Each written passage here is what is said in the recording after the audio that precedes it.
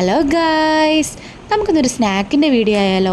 പരിപ്പ് നന്നായിട്ട് അരച്ച് വെച്ചിട്ടുണ്ട്, അതിലേക്ക് ഉപ്പ് ചേർത്ത് കൊടുക്കുകയാണ്. അതിനുശേഷം മഞ്ഞൾപ്പൊടി ഇട്ട് കൊടുത്തു, അതിനുശേഷം മുളക് പൊടി ഇട്ട് കൊടുത്തു. എന്നിട്ട് കൈ കൊണ്ട് നന്നായിട്ട് അങ്ങോട്ട് കുഴച്ചെടുക്കാം. നന്നായിട്ട് അങ്ങോട്ട് കുഴയ്ക്കണം. ഈ 3 പൊടികളും ഇതിനകത്ത് സെറ്റ് ആവണം.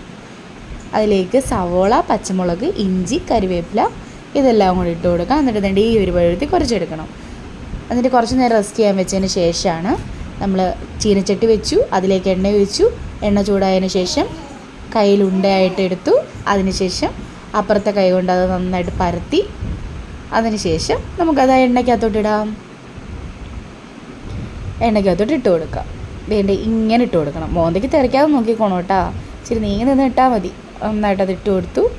അതിനുശേഷം അതൊന്ന് തീ ലോ ഫ്ലെയിമിൽ വെച്ചിട്ട് വേണം ഇതെല്ലാം ചെയ്യാനായിട്ട്.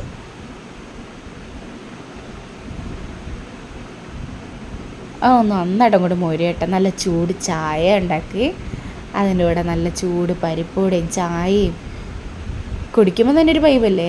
അത് നമുക്ക് പരിപ്പോടെ ഒന്ന് തിരിച്ചിട്ട് കൊടുക്കാം. കരിയാതെ നോക്കണം, ഉള്ളെല്ലാം നന്നായിട്ടൊന്ന് വേവട്ടെ.